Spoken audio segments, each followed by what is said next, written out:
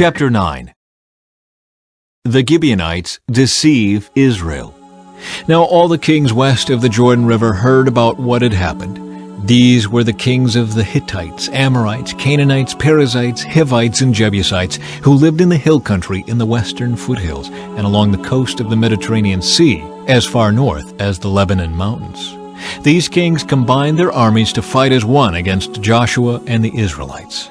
But when the people of Gibeon heard what Joshua had done to Jericho and Ai, they resorted to deception to save themselves. They sent ambassadors to Joshua, loading their donkeys with weathered saddlebags and old patched wineskins. They put on worn-out patched sandals and ragged clothes, and the bread they took with them was dry and moldy. When they arrived at the camp of Israel at Gilgal, they told Joshua and the men of Israel, "We have come from a distant land to ask you to make a peace treaty with us." The Israelites replied to these Hivites, "How do we know you don't live nearby? For if you do, we cannot make a treaty with you." They replied, "We are your servants." "But who are you?" Joshua demanded. "Where do you come from?" They answered, "Your servants have come from a very distant country. We have heard of the might of the Lord your God and of all he did in Egypt. We have also heard what he did to the two Amorite kings east of the Jordan River, King Sihon of Heshbon and King Og of Bashan, who lived in Ashtaroth. So our elders and all our people instructed us, 'Take supplies for a long journey. Go, meet with the people of Israel and tell them, "We are your servants. Please make a treaty with us." This bread was hot from the ovens when we left our homes. But now, as you can see, it is dry and moldy. These wineskins were new when we filled them, but now they are old and split open. And our clothing and sandals are worn out from our very long journey." So the Israelites examined their food, but they did not consult the Lord. Then Joshua made a peace treaty with them and guaranteed their safety. And the leaders of the community ratified their agreement with a binding oath. 3 days after making the treaty, they learned that these people actually lived nearby. The Israelites set out at once to investigate and reached their towns in 3 days. The names of these towns were Gibeon, Kephirah, Beeroth, and Kiriath-Jearim. But the Israelites did not attack the towns, for the Israelite leaders had made a vow to them in the name of the Lord, the God of Israel. The people of Israel grumbled against their leaders because of the treaty, but the leaders replied, "Since we have sworn an oath in the presence of the Lord, the God of Israel, we cannot touch them. This is what we must do.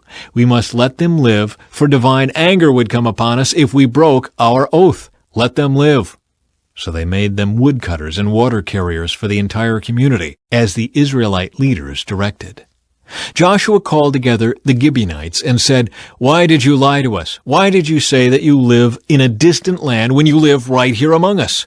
May you be cursed. From now on you will always be servants who cut wood and carry water for the house of my God." They replied, "We did it because we, your servants, were clearly told that the Lord your God commanded his servant Moses to give you this entire land and to destroy all the people living in it. So we feared greatly for our lives because of you. That is why we have done this. Now we are at your mercy. Do to us whatever you think is right." So Joshua did not allow the people of Israel to kill them. But that day he made the Gibeonites the woodcutters and water carriers for the community of Israel and for the altar of the Lord, wherever the Lord would choose to build it. And that is what they do to this day. Chapter 10. Israel defeats the southern armies. Adonizedek, king of Jerusalem, heard that Joshua had captured and completely destroyed Ai, and killed its king, just as he had destroyed the town of Jericho and killed its king. He also learned that the Gibeonites had made peace with Israel and were now their allies. He and his people became very afraid when they heard all this, because Gibeon was a large town, as large as the royal cities and larger than Ai, and the Gibeonite men were strong warriors. So King Adonizedek of Jerusalem sent messengers to several other kings, Hoham of Hebron, Piram of Jarmuth, Japhiah of Lachish, and Deber of Eglon. "Come and help me destroy Gibeon," he urged them, "for they have made peace with Joshua and the people of Israel." So these 5 Amorite kings combined their armies for a united attack. They moved all their troops into place and attacked Gibeon.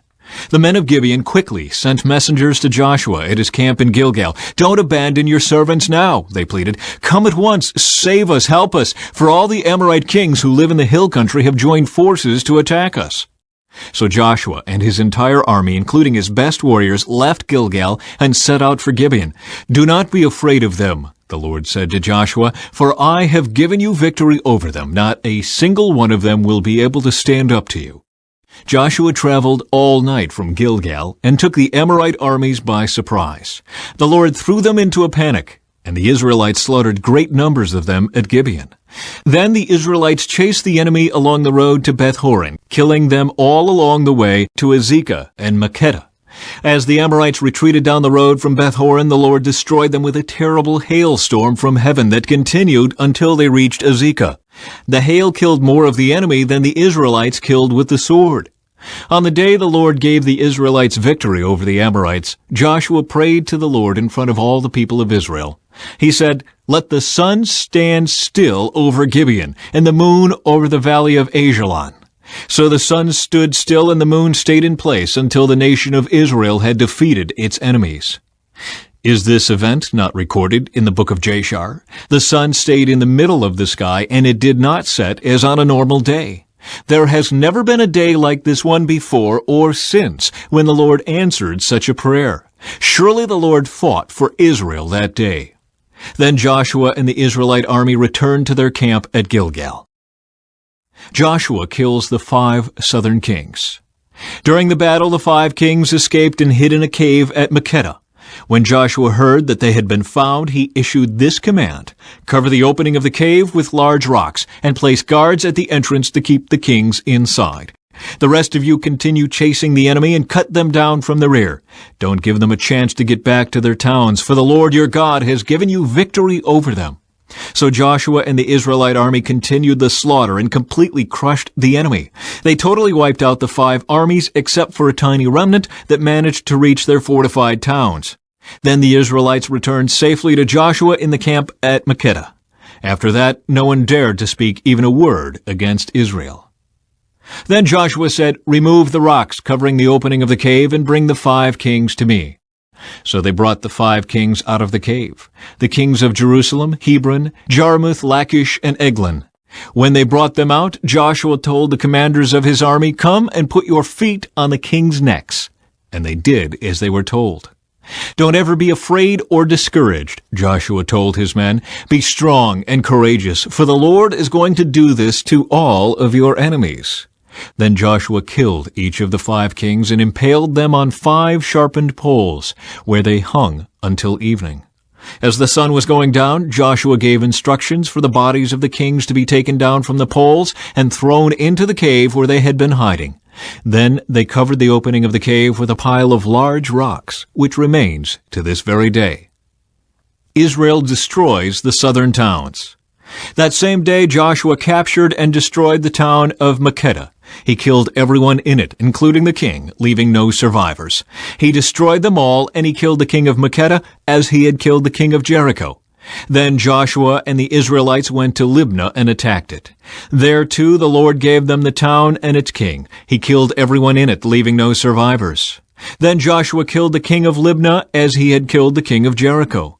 From Libnah, Joshua and the Israelites went to Lachish and attacked it. Here again the Lord gave them Lachish. Joshua took it on the 2nd day and killed everyone in it, just as he had done at Libnah. During the attack on Lachish, King Horam of Gezer arrived with his army to help defend the town. But Joshua's men killed him and his army, leaving no survivors. Then Joshua and the Israelite army went on to Eglon and attacked it. They captured it that day and killed everyone in it. He completely destroyed everyone, just as he had done at Lachish. From Eglon, Joshua and the Israelite army went up to Hebron and attacked it. They captured the town and killed everyone in it, including its king, leaving no survivors. They did the same thing to all of its surrounding villages. And just as he had done at Eglon, he completely destroyed the entire population. Then Joshua and the Israelites turned back and attacked Debir. He captured the town, its king, and all of its surrounding villages. He completely destroyed everyone in it, leaving no survivors. He did to Debir and its king just what he had done to Hebron and to Libnah and its king. So Joshua conquered the whole region. the kings and people of the hill country, the Negev, the western foothills, and the mountain slopes. He completely destroyed everyone in the land, leaving no survivors, just as the Lord, the God of Israel, had commanded. Joshua slaughtered them from Kadesh Barnea to Gaza, and from the region around the town of Goshen up to Gibeon. Joshua conquered all these kings and their land in a single campaign, for the Lord, the God of Israel, was fighting for his people. Then Joshua and the Israelite army returned to their camp at Gilgal.